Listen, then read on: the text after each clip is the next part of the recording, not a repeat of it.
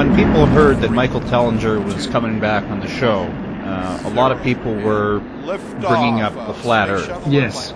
And so when I talked about global elite, global strategies, yes, that assumes that the Earth's a globe. Yes. We don't have a lot of time, but do you have any thoughts on the flat Earth topic? Yeah, Russell, I was introduced to this flat Earth theory about 2.5 years ago now, and my response to it was like most people: what a bunch of idiots! Are they insane? This is just another infiltration to try and make the New Age movement or the spiritual world.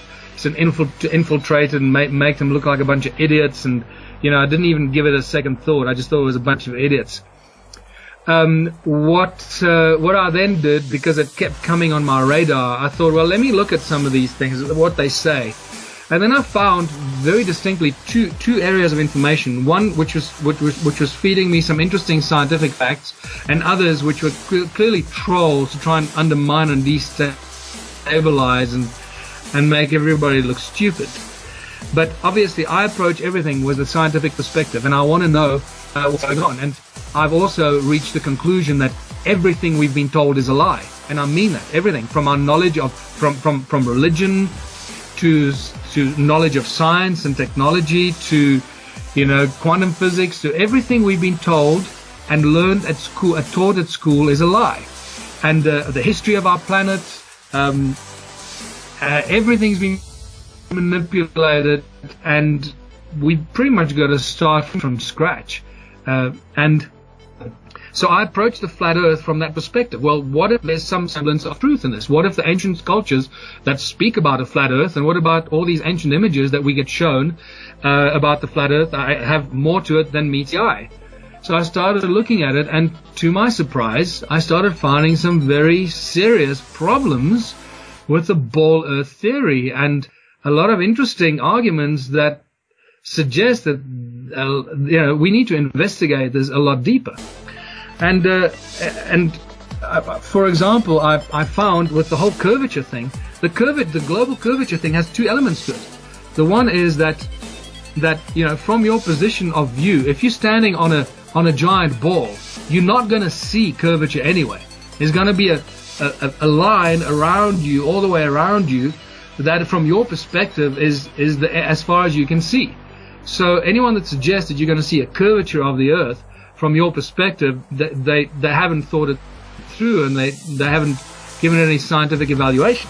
However, curvature in terms of looking into the distance and figuring out whether there is any curvature, well, that was a shock to the system. I always believed that ships disappeared over the edge, and onto the ocean, in the ocean over the edge. And then I started researching that and listening to people from the military and the Navy talking about missiles that they, surface-to-surface missiles that they shoot line of sight, 80 miles into the distance, line of sight, and basically saying, look, if I can't see it, I can't shoot at it.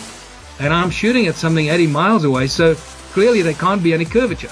So that started, made me pay attention to this. And at the time, I also started looking at the globe Earth model as in the magnetic terms, and the whole thing of gravity. The fact that gravity has never been explained, it remains the most mysterious aspect of science and physics today. Nobody can explain what gravity is.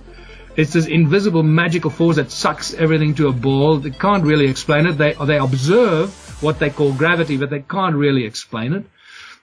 And I started looking at the magnetic effect, and my research into the origins of humankind, the origins of everything in creation, and my understanding of sound resonance, how sound and resonance is the source of everything. And when you read ancient scripture, when you read all ancient civilizations, they all share the same common denominator. Everything emerges, everything in creation comes out of the primordial sound and resonance of the creator or the creative source. So it is the sound and resonance that give rise to magnetic fields, and moving magnetic fields give rise to electricity and electromagnetic fields. And I started looking at that linear scientific understanding of our nature of reality and the electromagnetic universe that is actually the magneto-electric universe, and getting a deeper understanding of that, and then realizing that the magnetic model of our Earth does not stand to scrutiny of magnetic field studies. And that suddenly started, making me examine and question the ball Earth theory in deeper scientific, with deeper scientific questions. And then you look further at the Michelson-Morley experiment that was very clearly hidden and from sight, because it clearly shows that the Earth does not move through space, which is something I never knew. I did not know that. I always believed that the Earth moved around the sun and everything was spinning and moving and traveling through space at millions of miles an hour. I always accepted what I was told by my teachers. Once again, I had to remind myself that everything we've been told is a lie. So, could the flat Earth versus ball Earth theory be one of those lies that we were told? At this stage, I have my own theories on this, but I also discovered the moment I started sharing my theories from a scientific perspective, I came under such venomous attack from people that I decided to bury it and just not talk about it, because I like to discuss everything and anything, and I invite everyone into the Ubuntu movement, and I expect people in the Ubuntu movement to be open-minded and be prepared to discuss everything and be rational about it and evaluate everything to the best of our ability. But I came under such venomous attack from people everywhere that I realized that this is maybe not the right time to start talking about the flat Earth, because as scientific as I want to be about it, some people are just not ready to discuss it. And I realized that it has become the holiest cow, even holier than the money issue. And so for now, it's more important for us to save the world from economic slavery and find a new way out of this enslavement system that we're all born into, than worrying about whether the Earth is flat or a ball. As soon as we freed ourselves from the enslavement situation that we are in, all that stuff will come out of the woodwork in any case.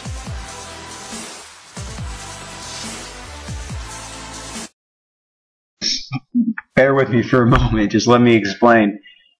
When you go to any popular search engine, I prefer Bing over Google because fuck Google, but they're all the same, they're all just as bad. But you go to any image search and you type in real pictures of Earth. Really? Real pictures of Earth from space. From outer space. We'll go from outer space. Alright. And every single photo you get is altered, a composite, or computer graphics, or like a painting. They're all fake. Every one of them is fake. This is probably an example of the most realistic photo, quote unquote photo of Earth from space, but it's not real. There's no stars in this photograph. It's highly edited. It looks like they combined high altitude footage with computer graphics. Now, if you follow the link, I found this pretty interesting. 7 amazing pictures of planet Earth from outer space. It's Earth from a distance. Yeah, right. That's a computer graphic. This is that same fake photograph we just went over. That was probably another one in the series. Still no stars or anything real. They shined a big spotlight at the camera in a dark room and, threw some computer graphics in the mix there. But that's your sun, people. That white light there, that doesn't look anything like that yellow ball in the sky that's reflecting yellow light off the water there. Yeah, that's your sun. Anyway, yeah, no stars in that sky. This is, again, another high altitude photo, if it isn't a computer graphic completely. Another high altitude photo, probably from a U2 or SR-71. A complete fraud of a photograph here. Another fraud of a photo. Looks like some more high altitude imaging. But something I found was pretty funny on this here. I decided to come down and just read some of the comments. and I saw this, the awesomeness of our beautiful planet, and I was just like, I'm not even going to reply to that or look into that. And then comes down here, it says, do not bring Jesus into this. Jesus had no idea our planet was a sphere. For him, it was flat. And I think a few people in my audience will find that to be an interesting comment left on this forum. Anyway, to get back to the fact that there are no real pictures of Earth from outer space, they are all fake. That's fake as all get up. Obviously not real. Fake. This is not what the Earth looks like from a distance. And, you know, so on and so forth down the line. Now, you might think that you have better luck on Google. Google, real pictures of the Earth from space. Same stuff, guys. All composites, all fakery. It's all fake. Every bit of it. Not one.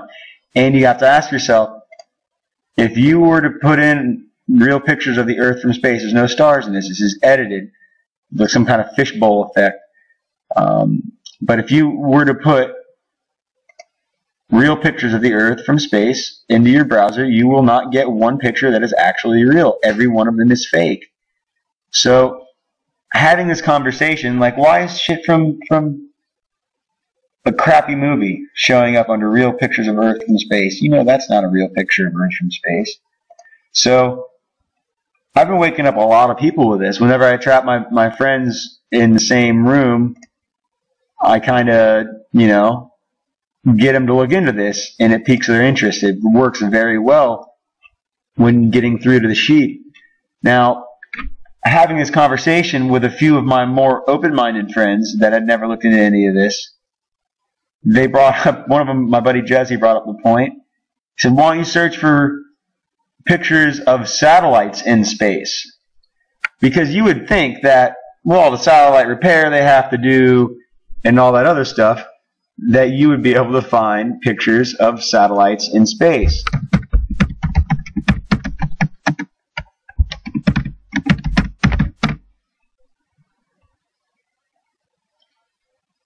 And this is even more comical than trying to find real pictures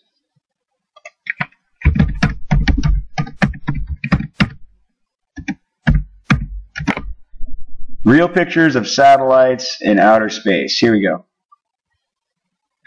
Now check out this glory here. First picture. The first picture that comes up for real pictures, a search of real pictures from outer space. You get all this nonsense. Look at it. No stars. One of the more realistic photos you would get if my computer would hurry up and focus. But there's no stars in that picture. This is literally a movie set, guys.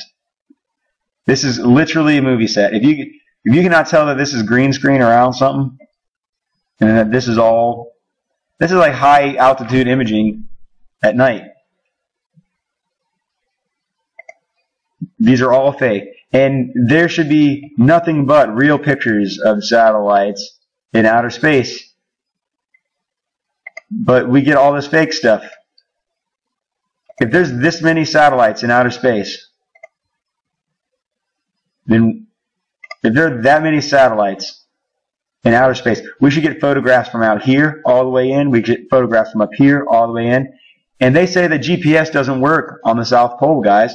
Why does global positioning system not work on the South Pole if we have all these satellites down here around the South Pole?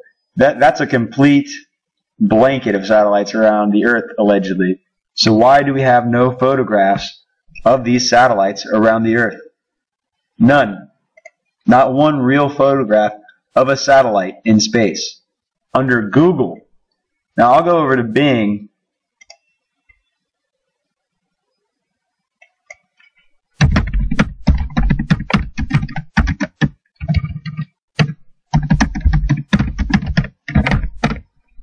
and we'll go to real pictures of satellites in outer space. And this guy, that's a real picture of a satellite. If you think that is real, you should just go outside and hit yourself in the head with a ball-peen hammer. If you think that this is a real photograph of a satellite in space, you need to do more homework. So, this is a great way to get through to people, guys. That's the only reason why I'm making this video. I really have to give it to Learn of the Jesuit Order. I never would have came about this way of thinking if I didn't start showing my friends that there are no real photographs of the Earth from space, and the ones that are real photographs of the Earth from space are high-altitude photographs that have been edited. Because of Learn of the Jesuit Order, I got on that tangent and woke up quite a few people. As a matter of fact, I woke up about a half a dozen in just a relatively short period of time. And one of those people actually gave me, the idea, or they told me that I should start looking for satellite photos in space. And that's another great point, because if you think that these are real, people, there's something else. You've got a bigger problem. All right, I don't want to make this any longer than it needs to be. I think you can see for yourself exactly what's going on here. Now, the one thing that I want you to do is not get stuck on the fact that there are no real pictures of the Earth from space, or there's no real pictures of a satellite from space. I want you to question yourself, why is it that there are no real pictures of the Earth from space? Why is it that there are no real pictures of a satellite in space? If you start asking yourself those questions and start looking for answers to those questions, you'll be pretty interested where you go. All right, guys, thank you very much.